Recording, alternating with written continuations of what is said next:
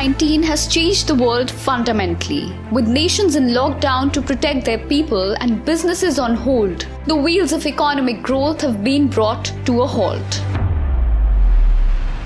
COVID-19 is on its way to create what will perhaps be the most serious global economic crisis in a century since the Great Depression that began in 1929 and lasted a decade. We've seen mass shutdowns from travel to restaurants to non-essential businesses as more countries are locked down. Now, even more than ever, digital transformation is a critical transformation for all businesses, brands, and enterprises during COVID-19. For decades, research has shown that less than 30% of companies succeed in digital transformation. And in some cases, businesses that failed in transforming are still recovering. But now that coronavirus has given the world no choice, in order to ensure social distancing, the safety of employees, and move all operations remotely, businesses have to transform digitally and fast. This is a point where we can move on to digital. If you look at last 5 years down the line, we have moved on to 20% of it. What we have noticed before and right now has increased a lot in India. Even government is urging everyone to go digital. I'm sure the digital would take a leap and a high jump there. Though these are early days, but some strong winds of change are visible that could reshape the way businesses are managed. The most obvious is work from home, like how TCS moved its 75% employees to the work from home module for the next 5 years. Other than this, COVID-19 may also go on to impact leadership style in a new anxious era. How supply chains are organized and even the way companies are structured, they will become more fluid, more flexible, and more agile. The traditional ways of working are going to give way to more smarter ways of working, and you would require a very different work skill. So you would require companies to be nimble, you would require companies to be leaner, and you would require companies with smarter workforce, people who can unlearn and learn. And anybody who is somewhat laggard in the cycle of learn, unlearn and learn, they will be losers. So you have to have a learning organization in place. But do you think all businesses can transform digitally and do operations from the premises of their homes? What about manufacturing industries, retail operations, hospitality, mobility operations and services which require one to move out of their homes to carry out operations? How are these sectors going to evolve, keeping the social distancing norms at bay? COVID is a reality. It's not going away. There are a lot of changes that are going to happen. The situation is very, very fluid and dynamic and changing every single day as we talk. So what are the new normals are like work from home, but this is for office, right? But the manufacturing will continue. The companies will go asset light. They will save so much of expenditure on real estate, on office furnishing, on electricity consumption. That's one aspect of it. But from a manufacturing point of view, what we see is that there will be a lot more infusion of digitization. There'll be a lot more automation. In the current shop floor, people really work shoulder to shoulder, literally in that sense, they're shoulder to shoulder, right? And if you were to sort of follow the social distancing norms, your productivity really goes for a toss. Let's take a look at how businesses will transform post-COVID era. The retail segment contributes significantly to India's GDP. With social distancing at play due to COVID-19, the industries other than essentials is closed. All the shops, malls, shopping complexes have not seen the light in the dark. This has been a very unprecedented event in the globe. This is for the first time that half the globe is under lockdown. And retail is one of the top 5 sectors which has been hurt. And I think primarily it is because retail is a consumer business. And if the consumers don't come in, there is zero cash flow and nothing else moves. And also because nothing moves in the store, nothing moves in the back end, which is the manufacturing, because they don't need to produce more because nothing is selling for the last 2 months. With coronavirus not letting go off in some time, retail would drastically move from on-ground operations to digital operations. However, on-ground operations will not die down, but will operate under strict norms of social distancing. Experts say that the regular changing rooms might permanently close, the regular walk-ins would change to queues and token systems, but retail will function. There is going to be a hike in big data investments where the technology plays a very critical role. Whereas they are going to be very, very low, and digital is something which they are going to be concentrating on. The trend of community shopping is going to be accelerated. We have seen that in the food segment as well. This paradigm shift, one, it is an imperative for the retailer. Second, it is an imperative for the consumer as well. Omni-channel will become the way of life. It is not going to be either digital or physical. So technology is going to be the key player in this.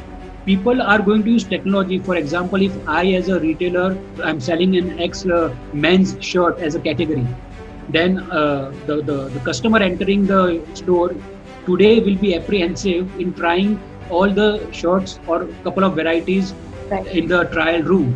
Now, if this is a challenge that the customer is reluctant to try the merchandise in the trial room, how am I going to address this challenge? So technology can come in, and one of the examples or one of the usages of the technology is magic mirror. The customer can see on the magic mirror the various options of that shirt and the various size and the designs on the magic mirror itself, rather than going in the trial room and trying it 5-10 times. So I think these kind of technology advances are going to be the new normal, where it will be a touchless transaction. Customer comes, he does everything online on the screen, he tries everything on the screen, he does the payment digitally, he doesn't have to touch the cash, and the retailer will give him an option of either delivering him at his place, or he may deliver it at a particular location where the customer can pick it up. So I think technology is something which is going to be a major role. Technology is going to be used pre-purchase, whether you want to target the consumer during the purchase, right from the customer journey inside the store till he exits, and post-purchase in the service delivery and the service strategy arena also.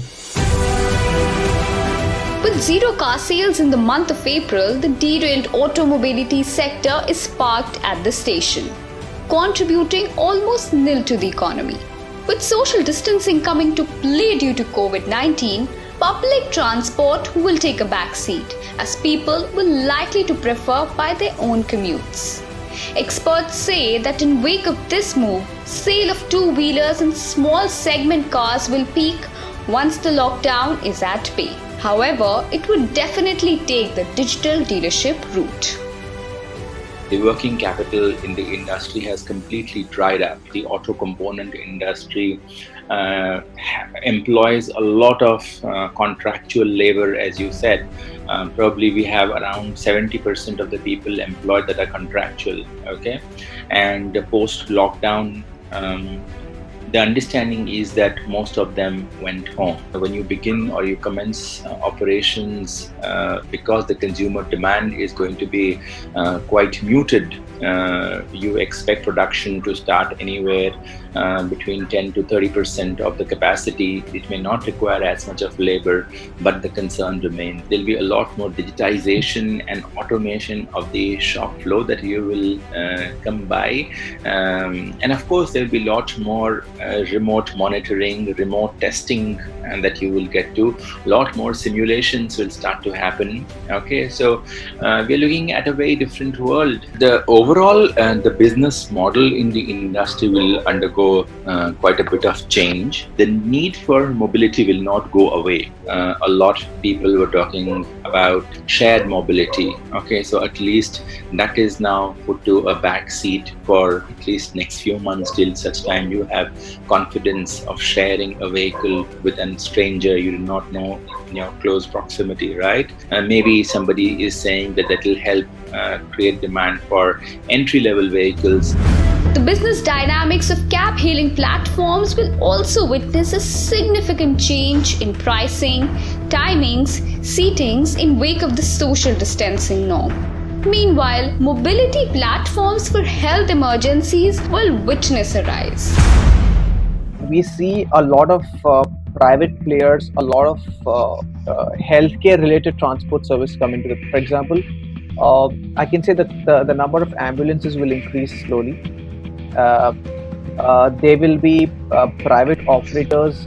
If they're not using an ambulance, they'll just use private cars which are being kind of designed in a manner where it can only cater to the patients going to the hospitals.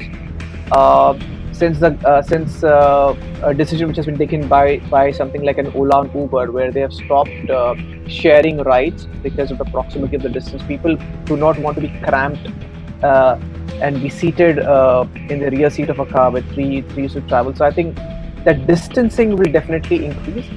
I also see a very strong scenario where the operators, the cab operators or the fleet operators will have to change their pricing model, because earlier it was all about getting as many people cramped up in a car as possible, making a buck. But if I remove those seats, unused seats, then somebody has to pay for it. So I see a price differential also happening going forward. As we all know that manufacturing operations cannot be done with the work from home module. Factories need to run on labor. With the lockdown, the challenge of labor migrating forced to their hometown, the crisis of raw material and manufacturing activities by following the social distancing norms is too much. To knuckle the pain, it is also being analyzed to take the automation and technology route to reduce the dependency on manpower. Reskilling of labor will be critical. Some experts also believe that Make in India will grow as the other world economies see India as an alternative to China. Well, let me be honest here, we can't operate from home as a long term. Because being a manufacturing company, we need to operate, 90% of the operations are done on site. Okay, only the 10% work, that is the logistics, the documentation, only can be done from home. The biggest challenge is the banking segment. Also for the many times import and export documentation preparation. So very limited work we can do from home. Automation is definitely one thing will come in a long way, because automation costs a lot of money. So that cannot come to the small segment, but it will definitely come to the medium segment and the higher segment of the manufacturing. The basic summer and winter holidays to hills and the beaches or the Sunday brunches at your favorite restaurant will no longer be basic. The travel and tourism industry, which contributes about 12% to India's GDP, had to close its doors and will be the last ones to reopen. The businesses will undergo deep transformation. The regular 100% capacity is likely to go down to 40% due to the social distancing norms. Restaurants will take the cloud route. Tourism will have to be rethought. There would be the new way of voice activation that would be available in the rooms. So what we had done for our properties, the voice activation of ordering room service or asking for a pillow or looking at a bottle of water, these all things would probably be available from the Google Home, Alexa, Siri, these kind of interactions with the rooms. The contactless check-in probably was something that was always discussed with the technology for people getting out of the airport, settling down in the cars, coming to the hotel and going straight into their rooms is probably something which now will become a reality, because people would not have to wait in the queues at the front desk to get their registrations done. These would probably be the areas of automation.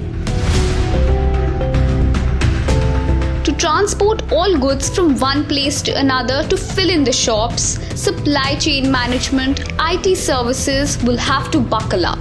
more opportunities might lie ahead in the services sector as digital transformation will play a critical role in the post-COVID business era. Things will change because we are going to be more dependent on disinfecting the places, analyzing and doing spot tests on cleanliness and disinfectation. We are also thinking of getting, for sensitive areas which need to be cleaned and at odd hours, 24 hours cleanliness is required. We're also thinking of robotics. Service industry will also be adopting a lot of AI. Like these technology will take over in a lot of places, even in the service industry. Even we have an app, and I see a shift in our corporates' mindset also.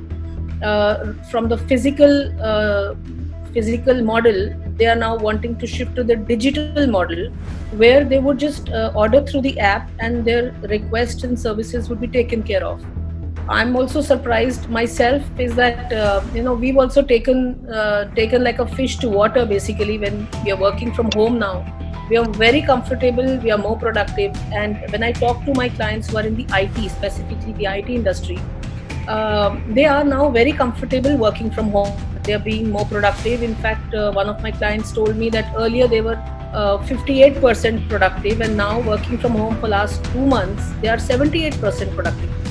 Meanwhile, services like wellness, which involve touch, will undergo significant transformation in terms of sanitization due to the social distancing norms. See, unfortunately, you still need people to put furniture in the house, right? So you cannot really expect the physical aspect of this business to ever vanish. Yes, obviously we used to have bigger crews to go to a client's house and say, okay, today we'll use 6 people and we'll send a bigger crew to pack up everything in one day and finish it off. But now you have to ensure that there are people who are with certain kind of health parameters only allowed to work. There are people, obviously you cannot send 7-8 people in one house. You need to send only 2 people, 3 people maximum to split in the house and not get congested in a certain place. And obviously basic hygiene and masks and gloves are very, very essential in our scope, because we're actually entering somebody's house literally, and it's as important as the client's health is. It's also important that our team is looked after. So we are also going to be very careful and clear about the past history of our clients, also that if they've ever had any contact with any COVID patients, or if there is any history that they've had, because it's important to be aware and then strategize and work with somebody. So I definitely feel there's a lot of so there's obviously going to be a little scope of getting to know each other more before you take up something. But apart from that, I don't think anything other than that can get digitalized in our scope. You can stop doing surveys, maybe you can do an online surveys, you can do an online conversation, but when you have to pack, you have to pack. COVID-19 will profoundly change the way businesses are run and fundamentally alter management practices. In fact, if history is any guide, the Great Depression did just that. Post the Depression, the work of experts like Fritz and Elton Mayo placed the softer human element at the center of business efficiency, transforming management theory, which had till then focused only on mechanical and dehumanized input and output measurements. The global financial crisis of 2008 and 10 led companies to shift from permanent employment towards more contractual workers and led to the rise of the gig economy. The virus has also given leaders the rare opportunity to reflect and introspect, which could have been difficult in the usual course of business. With COVID-19 a living reality, the future of business will no longer be the same as in 2019 or before.